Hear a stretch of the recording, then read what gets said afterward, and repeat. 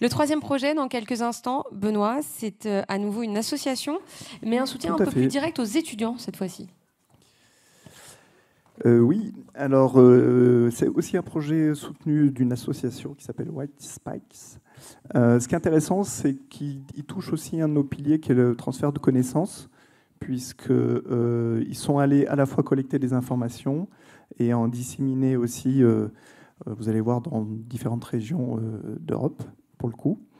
Ce qui est intéressant aussi sur ce projet, c'est qu'un financement global autour de 8 000 euros, dont 2 000 euros que nous avons en fait apporté nous, Fondation, et finalement, ce dont je vous parlais tout à l'heure sur les fonds dédiés, a fait un effet de levier beaucoup plus important sur le crowdfunding et le mécénat en général. Donc ces effets de levier sont aussi importants pour nos associations, pour les soutenir. Et le dernier point, c'est le petit plus de White Spikes, c'est qu'ils ont créé un événement dédié à la césure, puisqu'on accompagne des étudiants en césure dans le cadre de ce projet-là.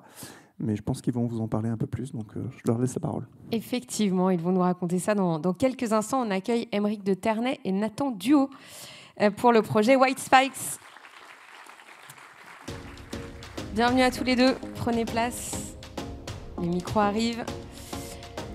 Et ils vont nous parler de cette expédition en Norvège et dans les Alpes pour produire un documentaire, dont vous verrez un petit extrait tout à l'heure, sur l'impact du réchauffement climatique en montagne. Merci d'être avec nous, étudiant à Grenoble INP et NCCube, vous aussi, et donc porteur de ce projet. Nathan, présentez-nous brièvement ce projet White Spikes et puis l'objectif que vous aviez en démarrant. Donc bonsoir à tous. Donc déjà le projet White Spikes, on est 3 à l'origine. Malheureusement ce soir il y a Léo qui n'a pas pu venir. Donc comme elle nous a présenté, donc Léo, Aymeric et moi-même Nathan. On est 3 passionnés de montagne et donc on est étudiants à Grenoble INP. On cherchait justement un projet de césure à réaliser, justement en lien avec cette passion avec la montagne. Et on s'est rendu compte en fait en se documentant, parce que pour nous on ne pouvait pas partir en projet de césure juste pour partir librement faire des activités. On voulait ramener quelque chose de ce projet, de ce temps libre entre guillemets. Et on s'est documenté justement sur le changement climatique en montagne, et on s'est rendu compte que voilà, le changement climatique dans les Maldives ou au Groenland, c'est quelque chose qui est très documenté. La fonte des glaces, on connaît, mais par exemple, les chutes de pierres sur les villages au Népal, c'est quelque chose qui est beaucoup moins documenté, alors que c'est des événements et des situations naturelles qui sont tout aussi dangereuses et avec des énormes impacts. Et donc on s'est dit qu'on pouvait ramener des images et des témoignages de personnes qui vivent et subissent les changements climatiques dans ces milieux montagneux. Donc voilà, c'était le projet de la césure. Et on a la chance donc d'avoir Léo dans l'équipe, qui est un passionné également de films et de montage. Et donc on a pu ramener un documentaire, un long métrage, qu'on a pu projeter dans une soirée organisée avec la Fondation INP en décembre dernier. Ouais, on y reviendra tout à l'heure. Alors ce projet, il se construit en 2 temps. Il faut déjà choisir où vous allez partir. Au départ, vous avez envie d'aller un peu loin, mais vous êtes rattrapé justement par les règles de la durabilité. Oui, le premier projet qu'on avait construit, c'était de partir en Norvège, là où, par exemple, Aymeric rêvait de faire du ski. On s'est dit, on va partir en Norvège, et puis on partira dans un deuxième temps au Pérou pour documenter le changement climatique dans ces zones-là, dans les Andes. Au final, on s'est rendu compte que juste documenter et revenir avec des messages positifs tout en ayant une action négative sur le changement climatique, c'était pas quelque chose qui était possible. Donc on s'est entre guillemets rabattu sur les Alpes. Mais vraiment, le point, on ne voulait pas montrer un message négatif en disant non, on ne prend pas l'avion juste pour ne pas prendre l'avion. Mais comme disait Monsieur Kema tout à l'heure, on voulait apporter notre pierre à l'édifice et justement revenir avec un documentaire pour participer à la cause contre le changement climatique et apporter des vrais témoignages sur 2 massifs en Europe qui subissent des changements climatiques importants. Donc la Norvège quand même, un peu moins loin que le Pérou, et puis les Alpes. Un projet qui se construit comment ? Dites-nous un peu avant cette année de césure. Alors on a eu la chance, donc, avec le financement de la Fondation INP, d'aménager nous-mêmes un van, donc, qui nous a pris environ 1 mois. Donc on a complètement démoli un van de chantier, puis reconstruit entièrement notre petite maison. Ensuite, on est parti 3 mois et demi en Norvège, donc on est allé jusqu'à Tromsø, au-dessus du cercle arctique, récolter des témoignages. On est parti faire du ski de rando dans des zones complètement perdues. C'était très intéressant, on a rencontré des populations autochtones, enfin, voilà, des aventures humaines absolument folles. Et quand on est rentré en France, on s'est dit qu'on pouvait juste... Désolé.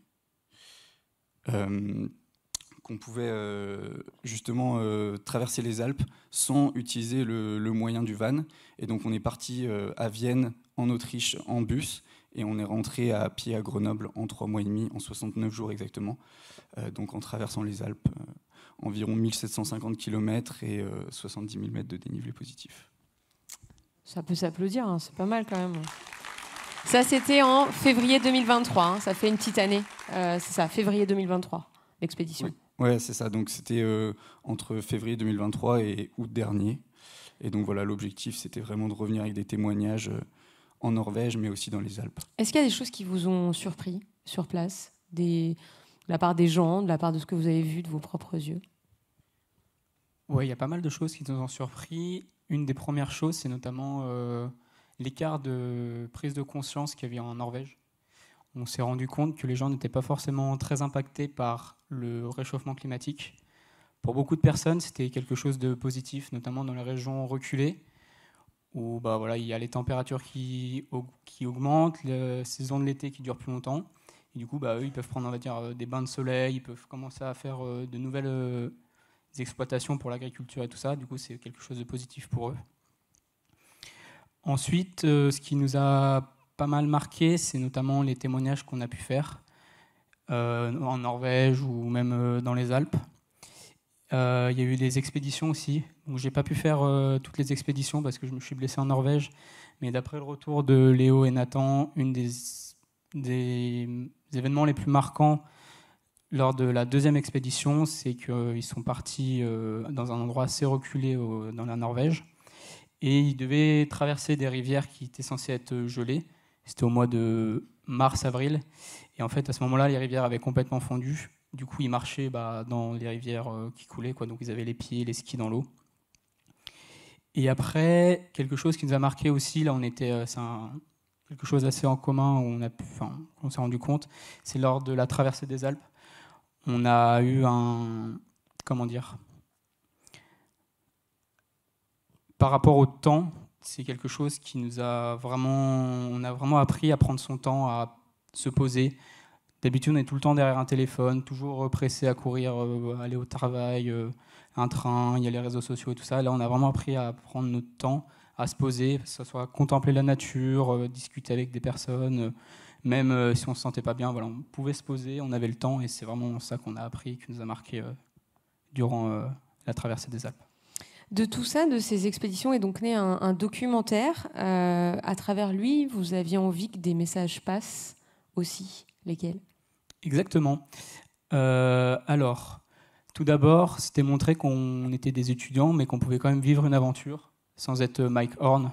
Donc sur le papier, ça peut être quasi compliqué. On n'est pas des skieurs chevronnés et faire des expéditions comme ça dans un endroit un peu reculé du fin fond de la Norvège, ça peut sembler impossible. On voulait montrer que c'était possible. Ensuite, on voulait montrer que la beauté des Alpes et leur fragilité. Et enfin, à travers ce film, on voulait faire passer un message. On est des étudiants, on n'est pas là pour dire il faut agir comme ça, on n'est pas là pour tirer la énième sonnette d'alarme. On était plus là pour faire un constat et amener les gens à réfléchir. Donc c'est le but de notre film, faire réfléchir le spectateur sur sa conscience écologique et montrer qu'en faisant quelques actions, on peut arriver à aboutir à quelque chose. En filmant notamment des comportements un peu anormaux parfois. Vous parliez tout à l'heure de l'été qui peut arriver plus vite en Norvège. Bon, on pourrait se dire que c'est pas anormal, mais si ça l'est, et vous avez constaté des situations comme ça. Oui, surtout en Norvège. Après, c'était compliqué de constater de nos propres yeux parce qu'on était surtout de passage et on peut pas voir comment c'était avant. C'est surtout à travers les discussions, les échanges où on a pu s'en rendre compte. Notamment, on a discuté avec des glaciologues qui nous ont pu montrer certaines archives et autres, et on a pu voir l'évolution. Par exemple, ici, là, c'est une image qui date de 2007, et à droite, sur votre droite, c'est une image qu'on a pu prendre quand on est passé à ce glacier-là. Donc, on peut voir quand même l'évolution qu'il y a eu en un peu plus de 10 ans, quoi. On va regarder un petit extrait. On va partir se balader un peu en Norvège pour voir un extrait du documentaire. Il y a 3 mois, on est parti filmer l'impact du réchauffement climatique sur la montagne, en Norvège. Bon, tout s'est pas passé comme prévu, on a eu pas mal de galères. C'est comme par hasard, c'est quelque chose, quoi. Mais par contre, on a pu constater de nos propres yeux l'état actuel des massifs montagneux. Le vrai objectif de ce périple, c'était de rencontrer du monde et de faire des interviews, à la fois de scientifiques, mais même de personnes lambda qui juste pratiquent la montagne ou vivent avec elle. Ce qu'on a cherché à mettre en lumière, c'est comment l'être humain peut s'adapter pour être plus en harmonie avec la nature et notamment la montagne. Donc après ces 3 mois, on s'apprête à partir pour l'acte 2 du projet.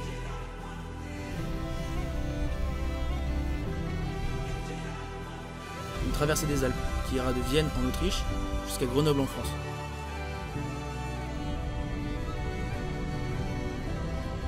Et pendant ces 2000 km de marche, on vous emmène avec nous à la découverte de toutes les merveilles des Alpes.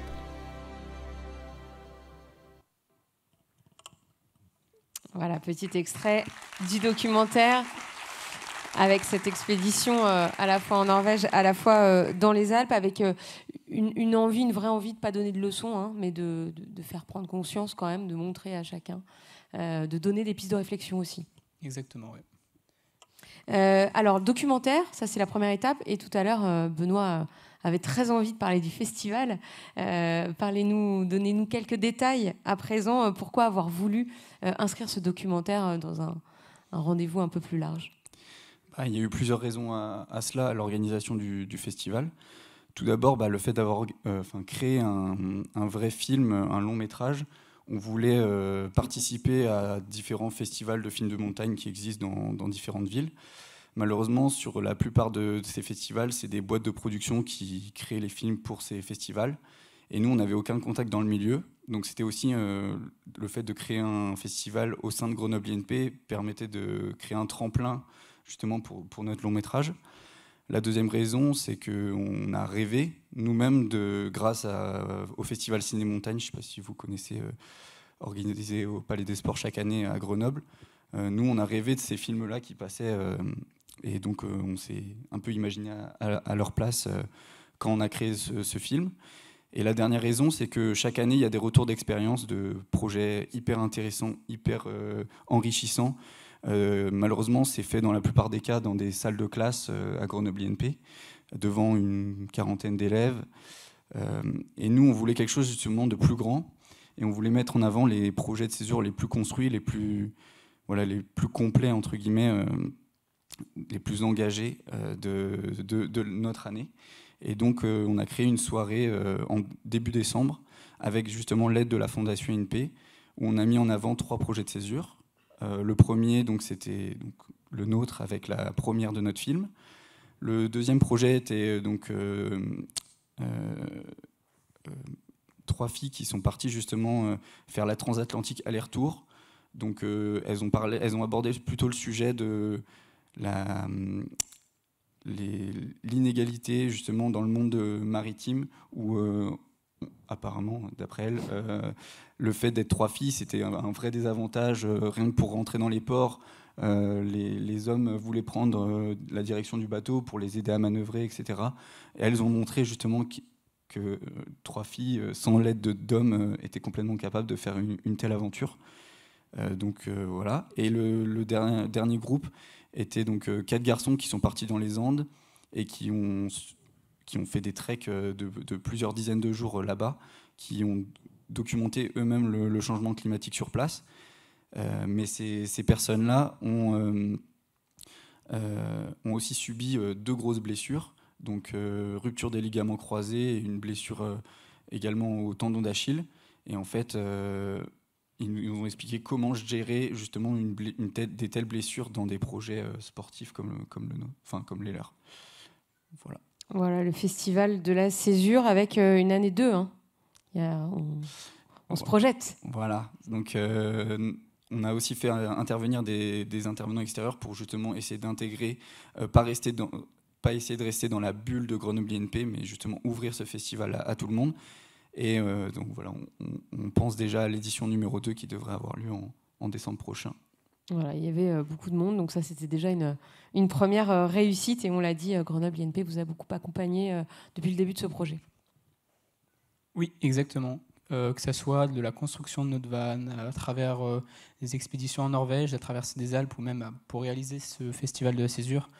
On a eu la chance d'avoir Grenoble INP qui était toujours derrière nous pour nous aider, pour nous soutenir, que ce soit d'un point de vue financier, notamment avec la cagnotte qu'on a pu créer, où on a pu récolter à peu près 7 000 €, que ce soit leurs fonds qu'ils nous ont donnés, qui nous ont permis notamment à terminer le van, les 2 000 €, mais aussi à travers leur communication, que ce soit à travers les réseaux sociaux.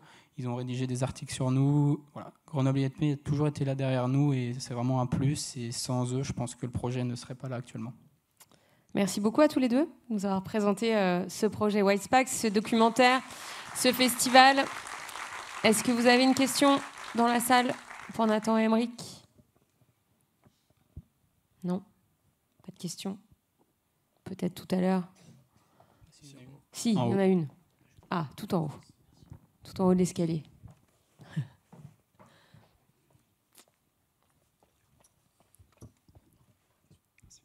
Bonjour, moi j'avais une question lors de votre traversée, dans les pays que vous avez pu traverser. Est-ce que vous avez noté des sensibilités différentes à votre thématique? C'est-à-dire une compréhension du sujet différente ou une ambition d'essayer de résoudre ça ou d'appréhender ça de manière différente? Je peux déjà tenter de répondre et puis Aymeric précisera si besoin. Donc déjà, on est parti de Vienne en Autriche et l'idée donc c'était de rentrer à Grenoble à pied, mais on n'avait pas forcément déjà le trajet dessiné précisément. On a traversé donc dans des endroits très reculés en Autriche, sur des hauts plateaux, où malheureusement il y a eu la barrière de la langue, où l'anglais n'est pas forcément répandu partout. Donc il y a eu le langage des signes avec des fermiers ou des grands-parents là-bas, mais très vite en fait la communication est bloquée, surtout sur des sujets un peu poussés comme le changement climatique. Ensuite, en Suisse, on a pu faire de vraies rencontres où il y a des vrais process qui sont mis en place, même si il y a toujours des énormes stations qui cherchent à se développer et qui ferment un peu les yeux sur ces changements climatiques. Ils ont, entre guillemets, la chance d'avoir des très hauts sommets au-dessus de 4000 mètres également, donc ils peuvent se reposer, entre guillemets, pour l'instant sur ces montagnes-là, mais voilà, va falloir trouver des solutions pour le long terme. Ensuite, on est passé en Italie, mais on n'est passé que 2 jours, et donc on n'a pas eu le temps de rencontrer des gens, surtout qu'il a fait que pleuvoir, donc on a continué notre chemin. Et une fois arrivé en France, on est passé par Bourg-Saint-Maurice, donc les très grosses stations situées dans le coin là-bas, où à Moutier, on a pu faire l'interview de 2 élus locaux qui s'occupent justement de la gestion de l'eau potable. Donc c'était une interview très très intéressante, très enrichissante, parce que c'était du politiquement correct, donc assez énervant pour des gens qui viennent poser des questions qui piquent. Et donc ils ont répondu, on devait avoir leur accord pour utiliser les images qu'on a prises avec eux derrière. Et en fait, on s'est rendu compte qu'en 11 ans de mise en place du projet justement de gestion de l'eau, alors ils ont réussi à seulement mettre les acteurs locaux autour d'une table. Donc ils n'ont même pas trouvé de solution, ils ont juste commencé la discussion. Donc les acteurs locaux là-bas, c'est donc principalement EDF, les agriculteurs, les gens qui font du canyoning, des activités outdoor, et puis bien sûr les communautés, les collectivités locales, donc les mairies, etc. Et donc chacun en veut pour son argent, et c'est très compliqué justement de mettre en place ces choses-là. Et il faut que le process s'accélère si on veut trouver des solutions rapidement, surtout que dans ces zones-là, l'été dernier et l'été encore d'avant, il y a eu des coupures d'eau dans certaines régions pour pouvoir alimenter en eau les habitants. Donc c'est un vrai problème. Même là, les stations de ski qui veulent retenir de l'eau pour pour l'hiver, voilà, c'est compliqué. Et puis il y a eu, pour compléter ce que vous disiez, une perception différente selon les générations aussi, hein, de l'état de la planète et de cette prise de conscience qu'il faut agir. Oui, c'est sûr que, déjà, comme disait Aymeric, en Norvège, pays pétrolier, donc ils ont d'autres problèmes que le changement climatique, surtout que c'est un pays plutôt froid, donc si ça se réchauffe, c'est presque tant mieux pour eux. Mais oui, c'est vrai que le recul des personnes voilà, plus âgées, si on peut le dire,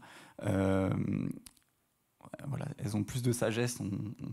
C'est vrai elles ont constaté au fil des années probablement l'évolution de leur... Elles ont du recul et c'est vrai qu'on l'a vu en discutant avec ces personnes-là. Merci beaucoup à tous les deux. Bonne chance pour le prochain festival de la Césure engagée. Ce sera le dernier que vous organiserez, je crois. Après, vous passerez la main. Oui, exactement. Transition, Merci beaucoup. Merci à tous les deux.